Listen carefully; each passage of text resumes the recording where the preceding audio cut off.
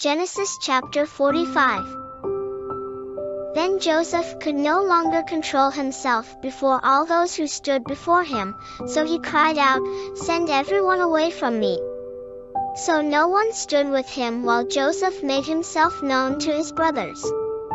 And he wept so loudly that the Egyptians heard it, and the house of Pharaoh heard about it.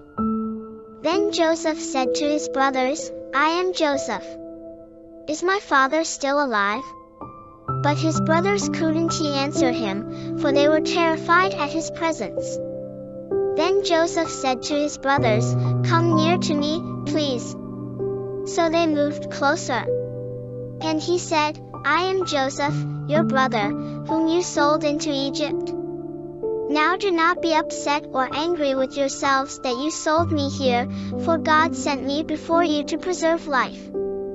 For the famine has been in the land these 2 years, and there will be 5 more years in which there will be neither plowing nor harvest. God sent me ahead of you to preserve for you a remnant on the earth, and to save your lives by a great deliverance. So now, it wasn't you who sent me here, but God, and he has made me a father to Pharaoh, lord of all his house, and ruler over all the land of Egypt. Now hurry and go up to my father and tell him, 'This is what your son Joseph says, God has made me lord of all Egypt. Come down to me. Do not delay. You shall dwell in the land of Goshen, and you will be near to me, you, your children, and your children's children, and your flocks, and your herds, and everything that you have. There I will provide for you, for there are still 5 years of famine to come, otherwise you and your household and all that you have would become destitute. Look, your eyes see, and the eyes of my brother Benjamin, that it is my mouth which is speaking to you.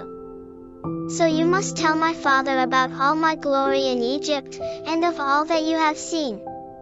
But you must hurry and bring my father down here."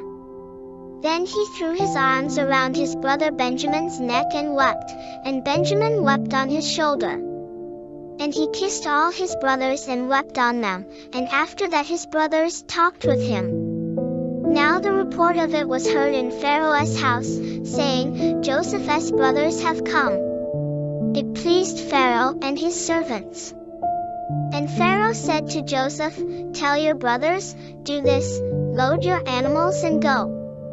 Enter the land of Canaan. Take your father and your families and come to me, and I will give you the best of the land of Egypt, and you will eat the richness of the land. Now you are commanded, do this, take wagons from the land of Egypt for your little ones, and for your wives, and bring your father and come.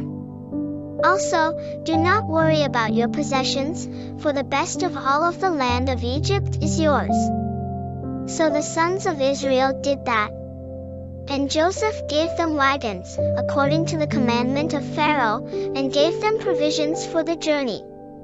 He gave to all of them, to each one, a change of clothing. But to Benjamin he gave 300 pieces of silver and 5 changes of clothing. To his father he sent the following: 10 donkeys loaded with the best things of Egypt, and 10 female donkeys loaded with grain and food and provision for his father on the journey. So he sent his brothers off, and as they departed he said to them, "Do not be fearful on the journey." So they went up out of Egypt and came into the land of Canaan to their father Jacob. And they told him, saying, "Joseph is still alive, and he is ruler over all the land of Egypt."